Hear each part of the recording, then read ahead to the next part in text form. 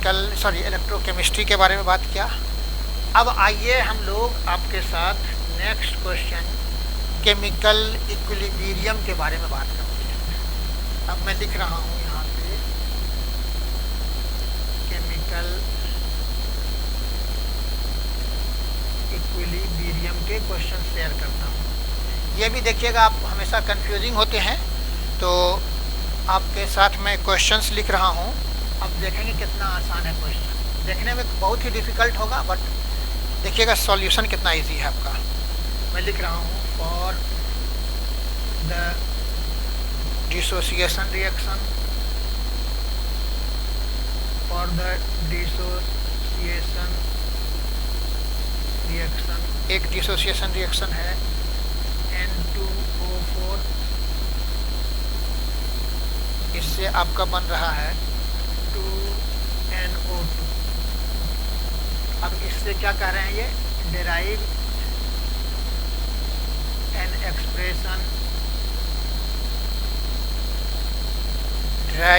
Expression for the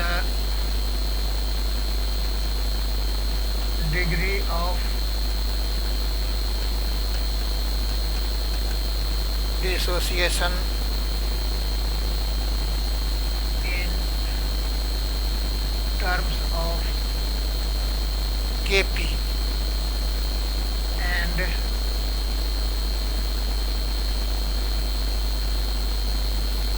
total pressure P। अब आपके सामने देखिए केमिकल इक्विलिब्रियम चैप्टर है। आप जानते हैं कि ये रिवर्सिबल रिएक्शन के लिए यूज होता है चैप्टर, और जब रिवर्सिबल रिएक्शन होगा तो इसमें से क्या होता है, लेफ्ट साइड वाले रिएक्टेंट राइट साइड में चेंज होते हैं, दैट इज फिर हम लोग बोलते हैं रेट ऑफ फॉरवर्ड रिएक्शन, और दूसरे साइड वाले को बोलते हो आप रेट ऑफ बैकवर्ड रिएक्शन। जब ये दोनों बराबर हो जाते हैं तो इसे आप बोलते हो इक्विलिब्रियम। अब इसमें से कोवलेंट कंपाउंड के जो होते हैं वो केमिकल इक्विलिब्रियम में आते हैं, और इसके बाद अगर वीक इलेक्ट्रोलाइट है तो ये कम्प्लीटली आयनाइज्ड नहीं होता है, कुछ पार्ट आयन में टूटता है, कुछ मॉलिक्यूल में रहता है। तो then in that condition molecule जो अनडिसोसिएटेड है और जो आयन में टूटा, इन दोनों के बीच में इक्विलिब्रियम इस्टेब्लिश होता है, और ये पार्ट आपका डिस्कस करते हो आप आयनिक इक्विलिब्रियम में। और इलेक्ट्रोकेमिस्ट्री में आप डिस्कस करते हो जो स्ट्रॉन्ग इलेक्ट्रोलाइट होते हैं और टोटली डिसोसिएट हो जाए या मैक्सिमम डिसोसिएट हो जाए, that is discussed in electrochemistry. तो आइए हम लोग अभी आपके साथ केमिकल इक्विलिब्रियम की बात करते हैं यहाँ। और केमिकल में जब वीक इलेक्ट्रोलाइट होगा तो टोटल डिसोसिएट नहीं होगा, कुछ पार्ट डिसोसिएट हो जाएगा आयन का और आयन में, और कुछ अनडिसोसिएटेड रहेगा। तो उससे जो आप बोलते हो जितने आयन, जितने मॉलिक्यूल या मोल के पार्ट डिसोसिएट हुए विथ रिस्पेक्ट टू टोटल, उसे आप बोलते हो डिग्री ऑफ डिसोसिएशन, या उसे आप समटाइम्स डिग्री ऑफ आयनाइजेशन भी बात करते हो। तो यहाँ पे हमारे पास ये जो क्वेश्चन है आपके पास, ये डिसोसिएशन रिएक्शन है N2O4, ये 2NO2 में चेंज हो गया। तो हमें कह रहे हैं डिग्री ऑफ डिसोसिएशन के फार्मूला को डिराइव कीजिए, और इसके लिए जो फार्मूला का ये होगा वो इन टर्म्स ऑफ Kp होगा। Kp माना पार्शियल प्रेशर के टर्म में। तो ये कब यूज करते थे, देखो सॉल्यूशन के टर्म में है तो मोल पर लीटर, और वहाँ पर जब निकालते हैं इक्विलिब्रियम कांस्टेंट तो दैट इज कॉल्ड Kc। और अगर गैस के फॉर्म में हो तो गैस एक कंटेनर में है, उसके वॉल्यूम, उसमें क्या होगा, रिएक्टेंट भी गैस है और प्रोडक्ट भी गैस है, और दोनों के डिफरेंट गैस है। जैसे N2O4 एक गैस है और दूसरा NO2, इन दोनों के बीच में जब इक्विलिब्रियम आएगा तो कुछ पार्ट N2O4 रह जाएगा, कुछ पार्ट NO2, और इन दोनों के बीच में चेंज होता रहेगा। तो दैट इज कॉल्ड आपका डिसोसिएशन, या इक्विलिब्रियम में Kp यूज करेंगे वहाँ पे। अब मैं आपको लिख रहा हूँ, देखो सॉल्यूशन कितना क्वेश्चन कम्प्लेक्स लग रहा है, और इसे देखो सॉल्व करेंगे तो कितना आसान लगेगा। मैं आपके साथ सॉल्यूशन की बात करूँ, पहले गिवन क्या है वो लिखिए आप। N2O4 ये रिवर्सिबल रिएक्शन है, और ये आपका बना 2NO2। अब रिएक्शन जब इनिशियल है, या इनिशियली लिख सकते हैं आप, इनिशियली क्या कहेंगे, एट t=0। जब t 0 है तो नंबर ऑफ मोल इसका 1 है, तो दैट कंडीशन में ये भी आपका क्या होगा, 0 होगा, क्योंकि रिएक्शन ही नहीं हुआ। और जब इक्विलिब्रियम हो जाएगा तो मैं लिखता हूँ at t equal to T equilibrium. जब इक्विलिब्रियम में पहुंचा तो इसका कुछ पार्ट डिसोसिएट हो गया, तो ये आप कहोगे 1 माइनस अल्फा। और यहाँ पर अब आप कहोगे, यहाँ पे 2 है तो इसलिए आप लिखेंगे 2 अल्फा। ये आप देख लीजिए। अब इस कंडीशन में सारे गैस हैं, देख रहे हैं, ये भी गैस है और ये भी आपका गैस है। तो ऐसे कंडीशन में जब आप Kp निकालेंगे तो आप जानते हो PV इक्वल टू nRT। तो ये जो रिवर्सिबल रिएक्शन होता है ये क्लोज कंटेनर में। तो जब कंटेनर क्लोज है तो वॉल्यूम का टर्म क्या होगा, ये तो कांस्टेंट हो गया। और जब गैस रिएक्शन हो रहा है तो टेम्परेचर भी कांस्टेंट होगा, ये भी आपके कांस्टेंट होंगे, R भी आपका कांस्टेंट होगा। तो P प्रोपोर्शनल हो जाएगा, यानी P प्रोपोर्शनल हो गया N के। इसीलिए हम लोग प्रेशर नहीं लिख करके नंबर ऑफ मोल चाहे तो लिख सकते हैं। तो हम लोग यहाँ पे अब आपके पास लिख रहे हैं हेयर Kp। यहाँ पे एक्सप्रेशन निकालना था हमको, डिग्री ऑफ डिसोसिएशन और Kp। मैं लिख रहा हूँ Kp। अब आप क्या लिखोगे, नंबर ऑफ, यहाँ हमेशा राइट साइड वाले का लिखते हैं, और प्रेशर के टर्म में लिखेंगे पार्शियल प्रेशर NO2 का। तो partial pressure that is pressure term related है नंबर ऑफ मोल से। तो हम लोग डायरेक्ट यहाँ पे आपको लिख सकते हैं n number of mole NO2, और यहाँ पे पावर है जो आपका वो लिख देंगे डिवाइड, यहाँ पे लिख देंगे N2O4, ये एक्सप्लेन करने के लिए। अब ये आपका आ जाएगा, ये आप पावर यहाँ पे 2 डाल दीजिएगा, और ये आपका आ जाएगा, यहाँ पे आप लिखोगे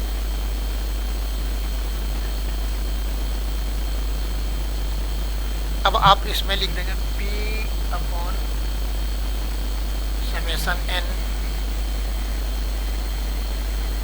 इसके बाद delta NG।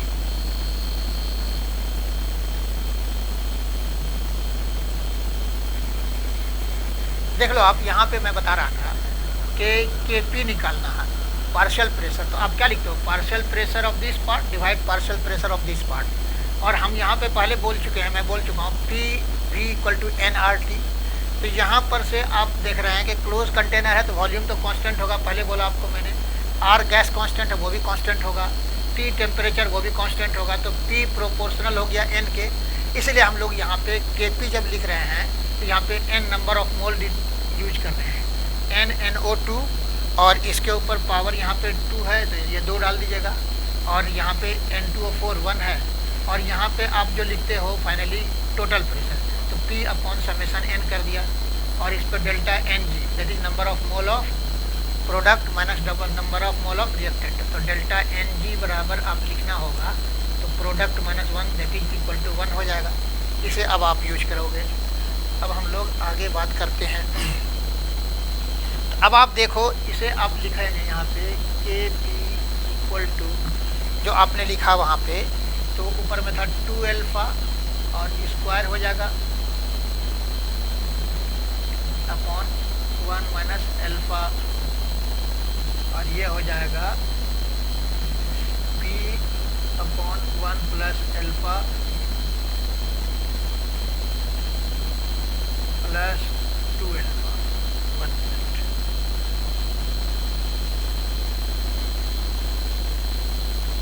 Minus alpha plus 2 alpha.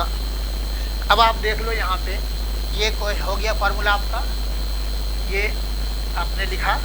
अब इसके बाद यहाँ पे अरेंजमेंट करेंगे तो ये आ जाएगा 4 alpha square upon 1 minus alpha, और इधर अरेंजमेंट आप करोगे तो P अपॉन यहाँ पे 1 माइनस अल्फा में 2 अल्फा माइनस करेंगे तो ये हो जाएगा आपका 1 प्लस अल्फा। ये हो गए। अब सिंप्लीफाई करेंगे तो हो जाएगा 4 अल्फा स्क्वायर अपॉन ये 1 minus alpha into 1 plus alpha into P। अब लिख देंगे, सिंप्लीफाई जब आप करोगे तो हो जाएगा 4 alpha square into P upon 1 minus alpha square. ये आपका फार्मूला हो गया, that is Kp equal to 4 alpha square upon 1 minus alpha square into P। ये फार्मूला हो गया। अब इसे सिंप्लीफाई अगर आप करना है तो अब आपको मैं देखो सिंप्लीफाई करके बताता हूँ। यहाँ पे 4P अब आपको लिख रहा हूँ दैट इज 4p/kp, ये आ जाएगा 1 minus alpha square divide 4 alpha square. देख लीजिए यहाँ पे आप, ये आपका सिंपल था। यहाँ पे kp इक्वल टू 4l, इस सिंप्लीफाई करने के बाद ये आपका है kp, सिंप्लीफाई करने के बाद ये आया। अब साइड हम लोग अरेंजमेंट चेंज कर रहे हैं, अल्फा वाले को एक साइड कर दिया और प्रेशर के टर्म को एक साइड कर दिया और kp, तो ये फार्मूला आ गया अल्फा स्क्वायर, ये 1 माइनस अल्फा स्क्वायर डिवाइड इतना। और इसको और सिंप्लीफाई करेंगे तो मैं डायरेक्ट लिख देता हूँ alpha square equal to kp upon 4p plus kp। ये सिंप्लीफाई करेंगे तो ये आपको रिसीव होगा। और इसके बाद फाइनली अब आप लिखेंगे ये अल्फा स्क्वायर, अभी आपने क्या लिखा, alpha square equal to kp upon 4p plus kp। अब इसको सिंप्लीफाई करके हमें निकालना था डिग्री ऑफ डिसोसिएशन, और ये अल्फा बोलते हैं तो इससे स्क्वायर में है, अल्फा निकालना होगा तो ये आ जाएगा आपका under root kp upon 4p plus kp। ये फार्मूला हो गया। ये आपका डिग्री ऑफ डिसोसिएशन के लिए ये फार्मूला हो गया आपका, ये आपका एक फार्मूला हुआ जिसे आप, ये आपका कहलाएगा डिग्री ऑफ डिसोसिएशन। तो आपने देखा कि क्वेश्चंस कितना कॉम्प्लेक्स लग रहा था और इजी कितना कैलकुलेशन था। तो हम लोग अभी आपके पास जो बात कर रहे थे ये था क्वेश्चंस केमिकल इक्विलिब्रियम से कंसर्निंग। अब एक क्वेश्चंस मैं आपके साथ